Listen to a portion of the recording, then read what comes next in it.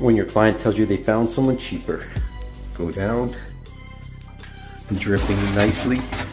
That's maybe the worst part, I haven't opened it up yet. But it's just coming from there. But they stripped it and left it. Oh yeah. And on top of that, let's look into this cabinet. So there's the P-trap assembly. What the hell?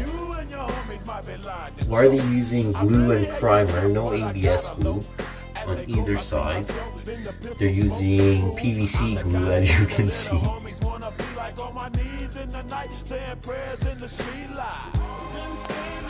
All because they didn't want to pay for an extra. This probably even costed them more. Good job, boys.